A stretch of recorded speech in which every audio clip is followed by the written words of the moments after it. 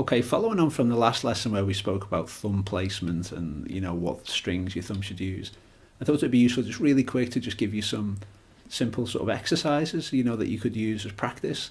So I'm going to show you a couple of different ones here that I'd like you to try. The first one is the pattern that we were playing in the previous video. So I'd like you to play a G chord here, and then a C added 9, and then we're going back to G, and then we're going down to D.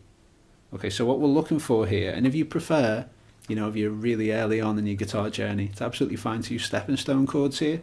So you could just play a G like this, C major 7, just with those two fingers, and then you could play the D sus down here. So just use 2-finger chords if that's where you're at and that's what you're comfortable with, okay? So what we're going to look at here is just your thumb, okay?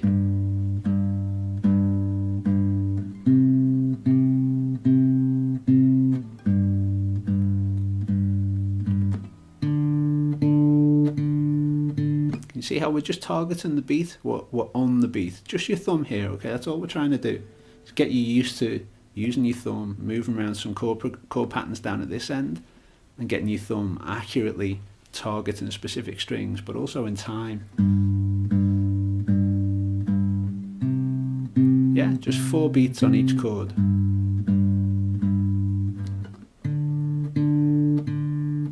Okay, just your thumb. That's all we're doing here. We're just layering things up really simply. Now, if you're a little bit more developed as a guitarist, then it might be fun to try and explore that with some barcode patterns. So this is slightly more advanced, of course. But if you were to play, for example, your G chord here, yeah, up to the C, and we could play the D here instead. Okay, so you might find that pattern's a little bit more challenging because you're kind of moving around the guitar neck, but also having to target it there with your thumb.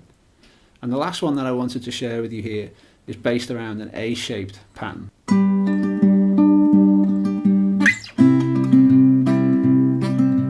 Now you don't have to play the fingers here.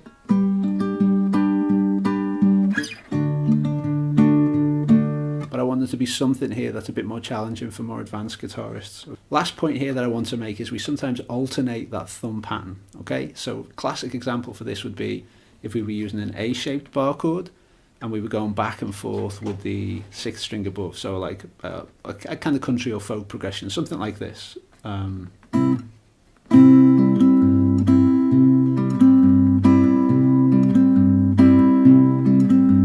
Okay, so I'm holding a C chord here. Let's make this even simpler so as that people who are relatively, novice guitarists can play along. Let's just play the C down here, okay? So here's our C chord, and what we're going to do is we're bouncing back and forth between the C and G notes.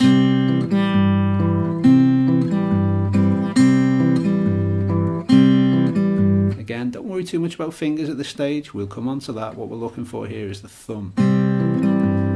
So if I just play the thumb progression there, just getting comfortable bouncing back and forth in shapes with that, that kind of 5th string, 6th string, it comes up so often. It comes up all the time, in particularly in country music, but also in kind of blues and folk genres.